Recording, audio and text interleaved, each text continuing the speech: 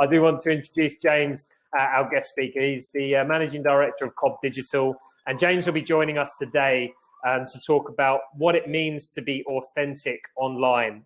It comes at a very topical, very relevant period where a lot of people are moving onto social media and are trying to cut through the noise. And today, hopefully, James will just give you a few tips to take away about being more authentic online. But I'll invite James up onto the screen now. James, hello. I will just add on top of that if anyone has any questions, to pop it in the Q&A area on the right-hand side. We also encourage you to share your experiences with social media and being online in the chat box, and we may pose some questions to you guys to see what your thoughts are. But hello, James. Good afternoon. Hi, Bradley. Thanks for having me. How are you doing? You okay? Yeah, I'm good, thanks. I'm good. Good. James, before we get into it, and we'll jump straight into it, just a very quick introduction to yourself, set a bit of context behind yourself and the company. Yeah, happy to. So like Bradley said, co-owner and MD of Cobb Digital, digital marketing agency based in Brighton. We were just having a conversation around returning to the office. So we are kind of in the office one day a week, and then from October probably we'll be doing more office-based, but I've quite enjoyed working from home. So in terms of what we do, our kind of specialty is storytelling powered by data, which I'll come on to during the Q&A, but it's really focusing on the two parts that make effective marketing, you know, understanding and having a kind of a background in where people are spending their time and what they're finding interesting. But equally, data by itself with not a powerful narrative behind it doesn't mean anything. So we tie the two together. And in terms of clients, we mostly do healthcare, retail and B2B, but we do have some outliers. Fantastic. Good stuff, James. Well, let's get into it, James. And we're talking about what it means to be authentic online. What does that mean? Yeah, I guess the primary part of being authentic online, it comes from exactly where you said at the beginning that everyone is online now. And I think one of the dangers and one of the shifts we've seen are people look for what's trending, or people look for what's gathering traction in the media, and often jump on the back of it just to get their kind of message across. And just as if you had a friend that started talking about a topic that just wasn't relevant to their interest or their past or their job, it's exactly the same when companies start discussing things that just aren't relevant to their followers or their brand values. So I think really in terms of being authentic, I've got a couple of case studies where people have done this really well. So I don't know if we want to just explore that a tiny bit, Bradley. Yeah, absolutely. I mean, any examples you can give, whether that's with yourselves as a company, clients, or people, things that you're seeing out in the general wider world. I wish they were a client, but the first one I'm going to start with is Nike, which I think, you know, they've done two things brilliantly over recent history. The first they did that I thought was a fantastic stand was getting Colin Kaepernick as their the face of a campaign and the voice of a campaign. You know, he kind of helped start the whole Black Lives Matter movement, taking a knee during their national anthem. And, you know, it was a risky move by Nike because there were as many people that thought it was bad that he didn't take part in the national anthem as kind of stood with him. I thought it was an incredibly brave thing that Colin did, and obviously it started off some really relevant conversations. But Nike were true to their values and, you know, chose him as a role model. And they actually, I think one of the interesting parts is people often are nervous about doing something like this because it may affect sales and it may polarize their audience. But the two things I would say are, first of all, that particular one has had a hugely beneficial result in their revenue. But secondly, that old adage, you know, you can please some of the people some of the time. I think I'm always skeptical when I ask a client, you know, who is your audience? If someone says to me, everyone, they either don't know or their product isn't that good or their service isn't that good, because you shouldn't be in the market for everybody because you won't succeed. You're far better to completely know and understand your market and deliver something that they want than trying to be all things to all people. So Nike knew they had a large number of millennials as their client base. They knew that those people cared about social issues, And so although, some people thought it was a risky move, they knew that their core audience would resonate with that. Yeah. And then the second thing they've done recently, I don't know if you've watched the Michael Jordan documentary, but one of the highlights of my lockdown, to be honest, it was brilliant. And growing up as a, watching Air Jordan kind of in his prime, it was brilliant to see behind the scenes. But with the Black Lives Matter, they pledged 140 million through his Air Jordan franchise to the Black community. So again, it's not just jumping on the bandwagon, but it's picking causes that actually mean something to them and their audience. Yeah. A really kind of flip side of that, where I've seen a fail, I'm sure everyone's seen the Dettol campaign recently, which got a lot of stick, but they just didn't seem to have any consideration for who their audience were at all. So I don't know if you saw it, Bradley, but they put these huge posters up all around the underground. And it was, I could see where they were coming from, but it was like things that people have missed about being in the office. But their second sentence was like the commute. I mean, no one who's ever been to London has missed the tube as part of their day. But their messaging was so wide of the mark, and it got absolutely panned. And so they were trying to be all things to all people and completely missed the mark as a result. So they would have been much better to really understand who they were. Yeah, I did see that now. I think another one was office gossip. Like no one misses that. So it's a really interesting point you make about understanding your audience and just targeting your messaging to that. And that's where it comes from, being authentic. And something that I saw online recently was it was about when you're posting online, it's if you're not pissing anyone off, you're probably not exciting anyone either. I mean, there is a balance to that, but you get the idea of being able to get to your right audience and saying the right message. And if it resonates with them, that's all it needs to resonate with, right? So, exactly. Well, look at Marmite. Marmite have built their entire business on you love us or hate us. And so much so that we now, it's in the common vernacular that we say that person is Marmite. We know what that means because they've built such a successful campaign on the fact of, and actually when you ask most people, do you love or hate Marmite? Most people aren't fussed. So it's not even like that it's the love-hate, but they've been so effective at knowing who their audience is that they've built an entire brand on the back of it. Yeah, and just sort of picking up another question that we've not really covered in our chat before, but from an SME perspective and a more local level, there's some really big examples there. But if you're an SME, and this is the Sussex Virtual Expo, so some Sussex business-based companies in here, how do you start to go about understanding your audience and the message that you can start to share rather than keep putting out generic messages?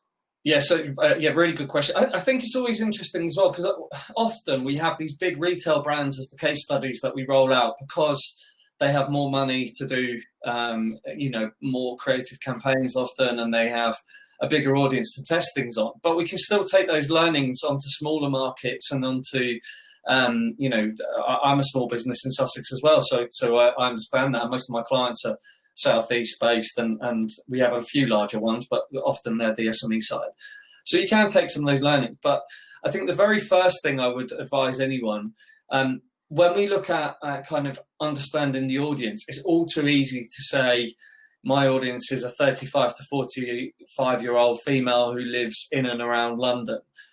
It's too generic. So whenever we build out campaigns and we work with clients, we give them names. So rather than, a male of a certain age who earns a certain amount of money and maybe reads Esquire, call them Richard and build out in your mind, what does Richard look like? And when you start doing that, you get far more behind the emotion of someone rather than just their demographic. Richard may be interested in the environment. He may be interested in sustainable eating. He may be interested in the South Downs. He might be interested in paddleboarding. And when you actually start building out that profile, you then can be much more authentic because you're actually talking to him rather than to a male of that. Because there'll be so many things that you and I will probably cross over on, and there'll be lots of things that you and I don't cross over on. And so, the first step is truly understanding who that is. It's a good point. It's building those personas. And how many would you suggest a company, an SME, sort of build around that? That's something that we've looked at, and not given them a name like Richard, but we kind of know the types and the profile. But how many would you suggest? Because again, you could go down a rabbit hole and end up with 20. Absolutely. So I would always say, I mean, the interesting thing is that over the sort of 7-8 years I've been running this, the amount of things we sell and the amount of products we offer have exponentially grown. Businesses don't just have one offering to one audience. So to kind of look at that question, I would say maximum 3 audiences to really understand. But I would then look at the products, because there may be a particular Network My Club offering that is more suited for owner-operator businesses than there is for a salesman or saleswoman in a particular business. So have an overarching thing, but then maybe have a couple of subdivisions within the different products that you offer. Yeah, interesting. And you spoke at the top about data and stories, and why are these important? And how does that apply to SMEs and businesses? So this is my favourite question, and anyone that's come to one of my talks, I apologise. We were talking as well about having books behind you that just either show off something you've written and want to sell, but these ancient Greek books are actually my happy place. So I don't in any way profess to be a cool person, but the older I've got, the more I've got back into ancient Greece, which I spent a lot of my degree on. But I think one of the things that everyone knows about ancient Greece is the amount of kind of philosophers they had and the forward-thinking way that they attacked certain things, giving us things like democracy. But my favourite part of ancient Greek was Aristotle's Art of Persuasion. And if you look at the heart of every single argument, whether it's a Trump campaign, or whether it's a eat healthy, or whether it's an apple a day, work, rest, play from Mars, every single effective argument has 3 elements to it, which is in Greek, ethos, pathos, and logos. And if you think, so ethos is the ethical side. So things like comic relief, for instance, there's an emotional pull on that.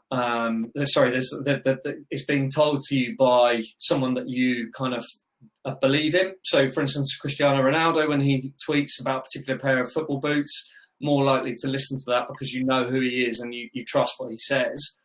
The logos part, lots of humans, pretty much all of us, are trained to look at stats. So if we look at things like the Colgate 9 out of 10 dentists recommend, we can get behind that. That sounds, it's got the ethics because it's dentists, and it's got the 9 out of 10. We know that's a good percentage. And then the final part is the pathos, which is the kind of emotional pull. So more the storytelling. So, like I said, the comic relief side, or the pictures of, cats on certain adverts, or the fact that cat photos on Facebook are still the most shared thing. If you remember the Cravendale advert where they had cats stealing back their milk, it's one of the most successful milk campaigns of the last 10, 15 years, because we have that emotional connection to pets, particularly in Britain. But if you have an argument or a message or a Facebook campaign, whatever it is that you have, if you can have those 3 arguments in one, so the emotional, the logical, and the ethical all in one, you're far more likely to get people to either change their behaviour, buy your product, or engage with you. And that goes all the way through from a one-man band in Port Slade through to Nike head office. And as a business, where would you start to do that if someone's working on a campaign or looking at what they've got coming up for the year? How can they then go, right, this is our usual campaign, but we want to put those three things that a spin on it using those 3 elements? Where can they start? So if we're looking in the chat, I can see the last person that's commented is Gavin Haynes, IT. So if we take an IT company, for instance, they first off start with build out your Richard, your Mary, your Kate, whatever you want to do. Have a real idea of who the person is that signs the check that would you'd make contact with. Secondly, and this is a tricky one, particularly for SMEs, is really sit with what your USPs are. So not we pride ourselves on customer service or innovative, because you're not. Everyone, if you don't give customer service now, you're doing, why are you in business? Because everyone has to be good at customer service. And you can't be innovative unless you're, high end, working with Bill Gates. So it's just an overused word now. So really sit and think. And if you can't do this, ask your 5 best customers, why do you keep buying from me, or why have you stayed with me? And that will give you some USPs. That's how we did us. Then when you've got your USPs, think about, okay, which campaigns can I build on the back of this? And so, for instance, if we take IT, particularly B2B, Bradley, one of the things that works most effectively are case studies. So if we use a case study, if we use a person's photo, that's ticking off that the pathos side. We can see someone's face. It's not just a job title, MD hat. We're actually saying, oh, I know Bradley. He's a good-looking fella. I can get behind that. We can pick, you can pick logos. So you can say 95% of our clients have picked us because of X. Why don't you hear what Bradley said about us? And then the ethics side, if you pick someone in their sector, you've also then ticked off the ethical part, that they can then align themselves with that. So for every single business, you can do all 3 elements of that argument. Yeah, that's a really good point, asking your existing clients why they're buying from you, and there's bound to be a common theme within that. Yeah. And my colleague Claudia, who's not in this session, she would absolutely love your point about saying you offer good customer service is not a USP.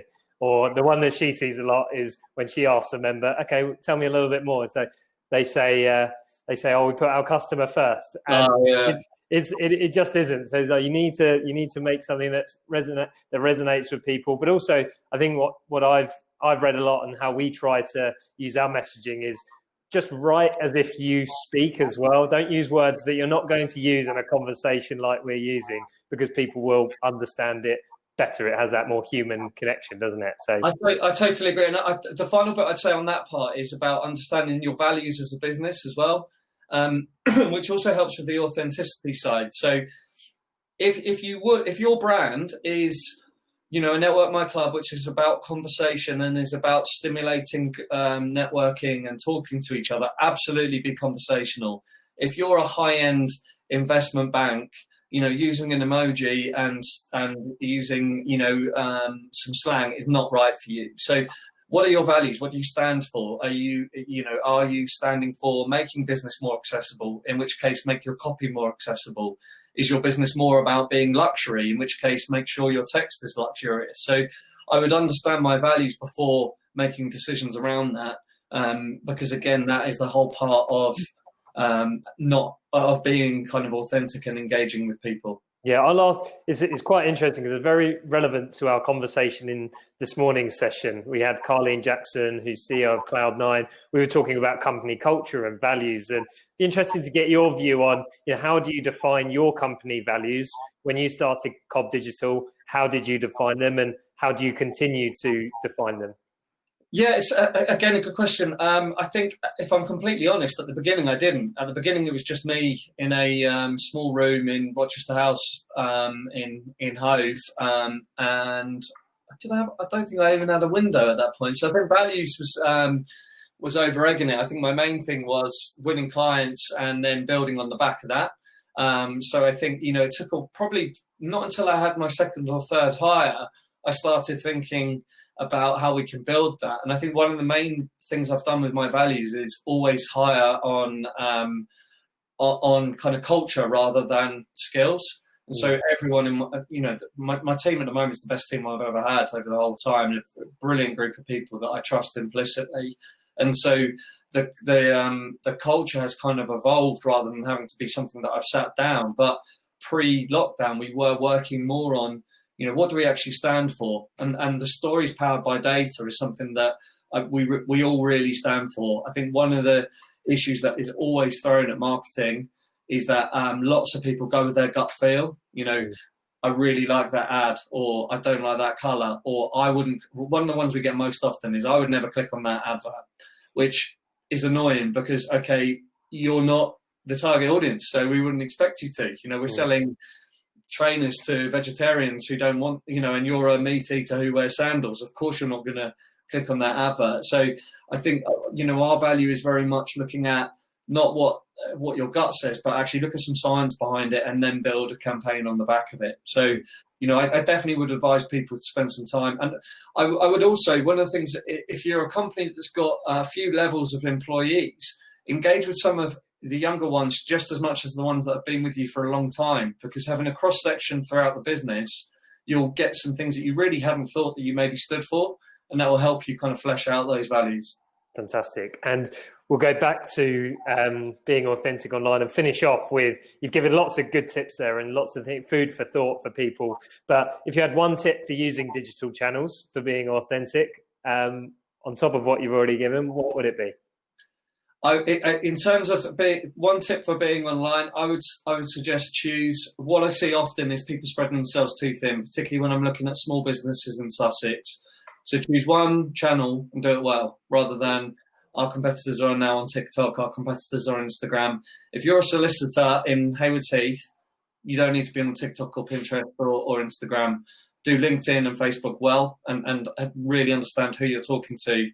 The final bit I would say, sorry, I know you said one tip. One of my really good examples of doing it well within Sussex was Fatto Amano. Mm-hmm. So Fatto Amano really understood their audience. Their audience goes to them for cost-effective, good pizza. And so during lockdown, you weren't able to go and see them. And I don't know if you saw, but they shared all of their recipes and gave you how-to videos. On one side, you could think, well, I can now make a pizza at home for £1 rather than £10. Am I going to go back? But on the second, now every time I see their logo, I feel quite warm about their brand, because they gave me a recipe that me and my two boys did together, that we then enjoyed that pizza, and so we're going to go back. And also, I'm a crap cook, so I'm always going to go back. Fantastic. James, really, really insightful, and we've just run out of time now, so we're going to have to wrap it up there. But thanks very much for sharing those tips. We will record this session and share it for anyone to share with any of their team. But very much grateful for you joining us today, James. And if you're able to stick around in the room, please do. And I'm sure people will be able to ask some questions that'll be maybe more specific to their business. But James, thanks very much. Cheers, Bradley.